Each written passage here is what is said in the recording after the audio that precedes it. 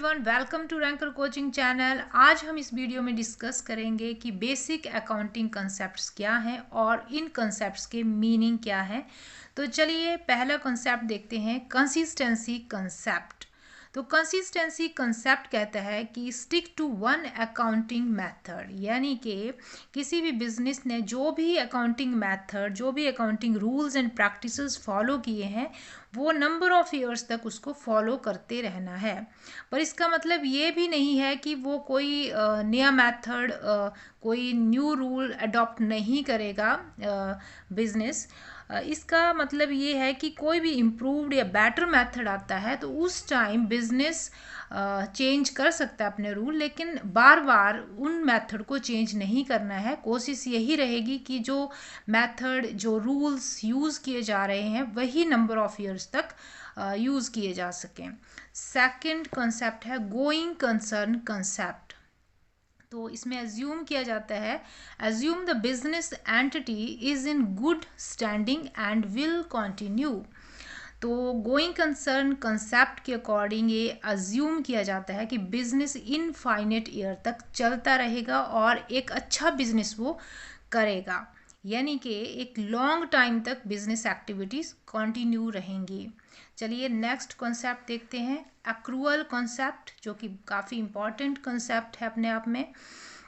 तो इसमें transactions recorded when it is actually taking place and not at the time of settlement. तो accrual concept के according business के जो भी ट्रांजैक्शन होंगे तो वो उस टाइम रिकॉर्ड किए जाएंगे जब वो ट्रांजैक्शन एक्चुअली किए जाएंगे। एक्चुअली टेकिंग प्लेस मतलब कि वो एक्चुअली ट्रांजैक्शन जब जिस ईयर में किए जाते हैं उस साल में उनको रिकॉर्ड किया जाना चाहिए, ना कि टाइम ऑफ सेटलमेंट के टाइम उनको रिकॉर्ड किया जाए। यहाँ पर एक एग्जांपल के थ्रू हम समझ सकते हैं, जैसे कि मान लो सेल किया जा रहा है और सेल के थ्रू जो कैश आना था वो 2 या 3 महीने के बाद रिसीव हो रहा है। तो सेल का जो ट्रांजैक्शन है वो जब सेल होगी उसी टाइम ही रिकॉर्डिंग उसकी कर ली जाएगी। चाहे 2 महीने के बाद पैसा रिसीव हो रहा है तो रिसीव डेट को हमें नहीं देखना है, ये सब चीज़ें कैश बेसिस में देखी जाती हैं। तो एक्रूअल कॉन्सेप्ट के अकॉर्डिंग बिजनेस ट्रांजैक्शन को तभी रिकॉर्ड करना है जब वो एक्चुअली हैपन होंगे। ठीक है, चलिए अब नेक्स्ट कॉन्सेप्ट देखते हैं, कंजर्वेशन कॉन्सेप्ट। तो इसमें expenses should be realised sooner than the revenue. तो इस कंसेप्ट के अकॉर्डिंग अगर कोई एक्सपेक्टेड एक्सपेंसेस है जो कि फ्यूचर में हो सकता है उसको कंसीडर कर लेना है, लेकिन अगर कोई रेवेन्यू लगता है कि एक्सपेक्टेड है तो उसको हम इग्नोर करेंगे। तो इस कंसेप्ट के अकॉर्डिंग, कंजर्वेशन कंसेप्ट के अकॉर्डिंग इसको एक्चुअली प्रूडेंस कंसेप्ट भी कहा जाता है। तो जितने भी पॉसिबल लॉस हैं उनको ध्यान में रखा जाएगा, जबकि जो प्रॉफिट होंगे एक्सपेक्टेड उनको इग्नोर किया जाएगा। और इसी कंसेप्ट के अकॉर्डिंग हम क्लोजिंग स्टॉक की वैल्यू करते हैं। क्लोजिंग स्टॉक को हम वैल्यूड करते हैं कॉस्ट प्राइस और market price which ever is less. तो वो इस कॉन्सेप्ट के अकॉर्डिंग ही होता है। तो चलिए अब नेक्स्ट कॉन्सेप्ट देखते हैं, economic entity it means don't commingle personal and business finances. तो इकोनॉमिक एंटिटी कंसेप्ट ये कहता है कि जो बिजनेस है वो बिजनेसमैन से अलग है और जितने भी ट्रांजैक्शन रिकॉर्ड किए जाएंगे वो बिजनेस के पॉइंट ऑफ व्यू से रिकॉर्ड किए जाएंगे। बिजनेसमैन को अलग माना जाएगा। अगर बिजनेसमैन कोई फाइनेंस उसकी कोई फाइनेंसिंग ट्रांजैक्शन है तो वो बिजनेस का ट्रांजैक्शन नहीं हो सकता। अगर बिजनेसमैन बिजनेस से पैसा निकाल रहा है तो उसको हम ड्राइंग की तरह ट्रीट करते हैं। इट मीन्स कि बिजनेस और बिजनेसमैन दोनों ही यहाँ पर अलग माने जाएंगे इस कॉन्सेप्ट के अकॉर्डिंग, और बिजनेसमैन को एक क्रेडिटर की तरह बिजनेस ट्रीट करता है। तो इकोनॉमिक एंटिटी कंसेप्ट यही कहता है कि दोनों सेपरेट हैं, बिजनेस और बिजनेसमैन। चलिए नेक्स्ट कॉन्सेप्ट देखते हैं, materiality concept, record all the important transaction on the books. तो मटेरियलिटी कॉन्सेप्ट ये कहता है कि कोई भी इंफॉर्मेशन जो मेजर हो या माइनर हो, अगर वो बिजनेस के डिसीजन को इम्पैक्ट करती है तो उन सारे ट्रांजैक्शन को अकाउंटिंग बुक्स में रिकॉर्ड किया जाना चाहिए। तो जो इम्पॉर्टेंट इन्फॉर्मेशन है उसी को हम मटेरियल इन्फॉर्मेशन कहते हैं। तो मटेरियलिटी कॉन्सेप्ट के अकॉर्डिंग सारे के सारे इम्पॉर्टेंट इन्फॉर्मेशन को अकाउंटिंग बुक्स में दिखाना चाहिए। अब चलिए नेक्स्ट कॉन्सेप्ट देखते हैं। मैचिंग कॉन्सेप्ट के according record the expenses related to the revenue in the same period as the revenue.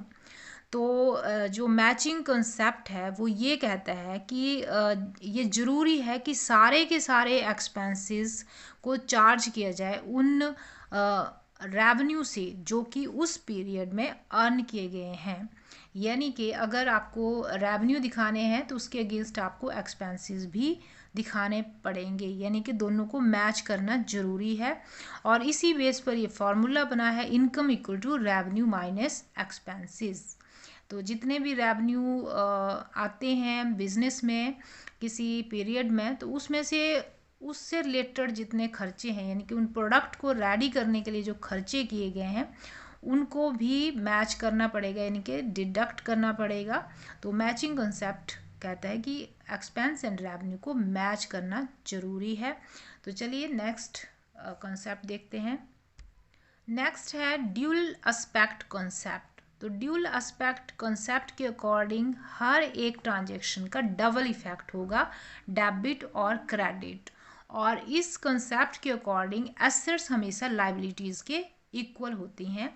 तो assets equal to liability plus owners equal. तो ये जो लाइबिलिटी है वो आउटसाइडर लाइबिलिटी है और ऑनर्स इक्विटी इंटरनल लाइबिलिटी है। तो आउटसाइडर लाइबिलिटी और इंटरनल लाइबिलिटी दोनों को अगर प्लस करें तो वो हमेशा ही एसेट्स के इक्वल होनी चाहिए। और इसका रीज़न यही है कि हर एक ट्रांजैक्शन के का डबल इफेक्ट होता है, यानी कि डेबिट एंड क्रेडिट सेम किया जाता है।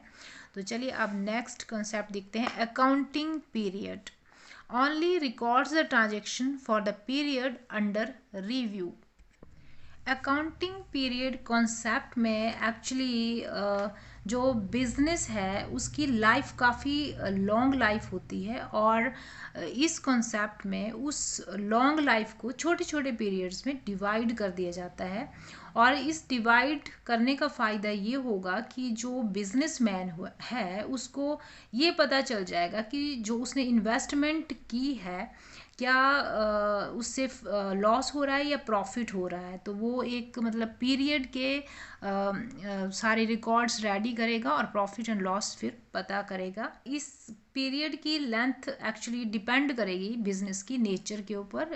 जनरली ये जो पीरियड है वो 1 साल का लिया जाता है, और ये एक कैलेंडर ईयर भी हो सकता है या फिर एक फिस्कल ईयर भी हो सकता है। कैलेंडर ईयर जनवरी 1 टू दिसंबर 31 तक होता है, और ये जो फिस्कल ईयर है वो 1 अप्रैल टू 31 मार्च तक होता है। तो अकाउंटिंग पीरियड कॉन्सेप्ट के अकॉर्डिंग हमने देखा कि जो होल लाइफ है बिजनेस की उसको छोटे छोटे पीरियड्स में बांट दिया जाता है ताकि रिज़ल्ट इन्वेस्टमेंट का क्या आ रहा है वो पता चल सके। तो आई होप आपको ये सारे कंसेप्ट्स क्लियर हो गए होंगे। तो इसी तरह के और भी वीडियोस के लिए रैंकर कोचिंग चैनल को सब्सक्राइब कीजिए, एंड अगर वीडियो पसंद आया है तो वीडियो को लाइक भी ज़रूर करें। Thanks for watching. Peter Pan, that's what they call me. I promise that you'll never be lonely.